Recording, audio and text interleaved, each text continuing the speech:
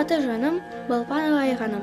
Мен Көкшетау қаласындағы Назарбаев зияткерлік мектебінің 5-ші В сынып оқушысымын. Мен қоқысты бөліп жинау, еліміздің табиғатын қорғау атты ғылыми жобамен айналыстым.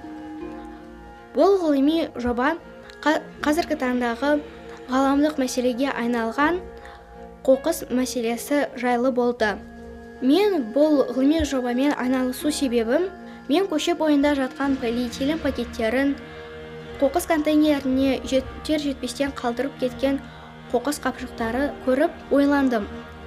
Қала тұрғындары бұл қоқыстар 400-500 жыл шірейтінін неге ойламайды? Менің ойымша, бұл адамдардың экологиялық мәдениеттіліктері төмен, әрі олар өз туған жерлерін сүймейді. Мен осы ғылыми жобамның аясында көздеген мақсат пен міндетім болды. Мақсатым – қоқысты бөліп жинау, қоқысқа екінші өмір сыйлау, қала тұрғындарына үлгі болу, мектеп ауласын жасыл желекке айналдыру, матадан тігілген сөмкені күнделікті қолданысқа енгізу болса, міндетім қала ішіндегі және маңындағы қоқыс көлемін азайту, экологиялық мәдениетті дамыту, туған өлке табиғатын қорғауды мектеп, қала, облыс көлемінде насихаттау және қоршаған орта қазіргі экологиялық жағдайды жақсарту үшін өз үлесімді тигізу болды. Осының барлығы мектеп сап түзеуінде оқушыларға таныстырдым. Қазір қазақ даласында 43 миллиард тонна қалдықтар мен қоқыс жиналыпты. Оның 35 миллиард тоннасы техногендік минералдық қалдықтар болса, 8 миллиард тоннасы адам ағзасына аса қауіпті химиялық қалдықтар екен. Шіріген қалдықтар рак және басқа да қатерлі ісіктер туғызатын өте қауіпті канцероген болып, жұтып жатқан ауамызды ластап жатыр. Мысалы, адамдар күн сайын күл-қоқысқа тастайтын қағаз 3 ай, қаңылтыр құтылар 100 жыл, кәдімгі полиэтилен пакеттері 200 жыл, пластмасса құтыларын жер бетінде 500 жылға дейін астам уақыт бойы шірімей жатып алса, шыны құтылар мен сынықтары 1000 жылға дейін жер қойнынан ластап топырақ құнарын жеп жатады екен. Мен өзім тұратын Көкшетау қаласының қоқыс мәселесін зерттеу мақсатында тазалық мекемесіне арнайы бардым. Бүгінгі таңда статистика бойынша Көкшетау қаласында 159.488 адам тұрып жатыр екен. Күніне қалада орнатылған 2285 контейнерлерден 120 тоннаға жуық қатты тұрмыстық қалдықтар мен қоқыстар шығарылады екен. Айына бұл көрсеткіш 3600 тонна болса, жылына шамамен 43 тоннаны құрайды екен. Ол қоқыс қала сыртындағы полигонға шығарылып, бір бөлігі өртеліп, қалғаны жер астына көміледі екен. Қаламызда өкінішке орай қоқысты қайта өңдеу зауыты жоқ, арнайы пластик қоқыстарын салатын қоқыс жәшіктері жоқ. Сондықтан болар қала тұрғындары барлық қоқысты бір қапшыққа салып дағдыланып кеткен.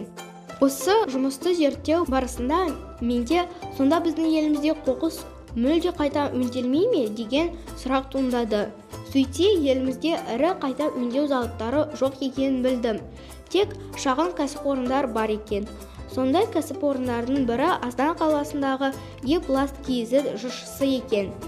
Мен сол жерге сапарға барып, тау-тау болып үйіліп жатқан әртүрлі целлофандарды, полиэтилен пакеттерін, пластикалық бөтелкелерді көрдім. Және оларға осы жерде екінші өмірдің берілу процесін тамашаладым. Жаңа дайын өнім құрылыс жасау кезінде қолданылатын кәріз құбырлары, суару құбырлары, тайрол құбырлары, кабель арналары, күнделікті үй шаруасында қолданылатын шелек легендері жасап шығарады екен. Қоқыстың да пайдасы бар екеніне көзім жеткізіп, Е-Пласт KZ жасап жатқан жұмысы еліміздің экономикасына да, экологиясына да өз септігін зетіп жатқанын түсіндім. Бұл кәсіпорынға қоқыс тонналап қажет екен. Ол қоқысты жеке кәсіпкерлер немесе шағын жшсылар әкеліп тапсырады екен. Соның бірі біздің қаламызда ЛС Көкшетау жшс екен. Біз жоба жетекшісі Досан Серікбайұлы мен ЛС Көкшетаумен хабарластық. Және олар біздің мектептің ауласына қоқыс контейнерін орнатты. Қоқыстың қандай түрлерін қабылдайтындарын, ол үшін шамалы ақша төлейтінін айтты. Ғылыми жұмыстың іске асырылу жолы келесідей. Біздің мектеп жинаған қоқысты ЛС Көкшетауға тапсырады. Олар Е-Пласт KZ-ге өткізеді. Олар қоқыстан дайын өнім шығарады. Түскен қаражатқа біз гүл тұқымдарын алып мектеп алдын көгалдандырамыз. Ал ЛС Көкшетау өздеріне түскен қаражатпен бір бөлігін балалар үйіне көмектеседі. Жоғарыда айтылған барлық мағлұматтарды алдымен сыныптастарыма, кейін мектебіміздің сап түзеуіне, мектеп оқушыларына түсіндірдім. Мектеп алдына қойылған қоқыс контейнеріне қағаз, пластик қалдықтарын үйден де әкеліп салайық деп басқа адамдарға, қала тұрғындарына, кішкентай балаларға үлгі болуымыз керек деп насихат жұмысын өткіздім. Біз мектеп болып осы іс-шараны қолға алғаннан кейін бұл жайлы облыстық Қазақстан Көкшетау телеарнасында бейнебаян көрсетілді. Сондай-ақ мен қоқысты азайтуға жол бастауды ұсындым. Мысалы, баршамыз полиэтилен пакеттерін ұстаймыз, ал оның жүру уақыты 200 жылды құрайды. Алматыдан тігілген дорбалар болса, 4-5 жыл қызмет етуімен қатар жүру уақыты 1 жыл ғана.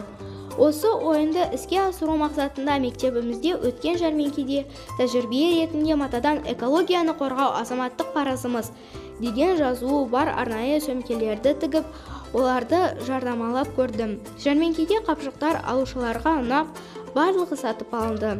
Осы жарты жыл ішінде жинап тапсырғанымыз үшін 18 000 теңге берілді. Оған гүл тұқымдарының 80 гүл орамасы алынып, 140 түп гүлге тапсырыс берілді. Ақиқатын айтсақ, қасиетті қазақ даласын алып, күл қоқыс алаңына айналып бара жатқаны ащы шындық. Қоқысты бөліп жинау әрқайсымыздың азаматтық парызымыз. Ол үшін сана сезімізбен бір-бірімізге, туыстарымызға, көршілерімізге осы мәдениетті насихаттауымыз керек.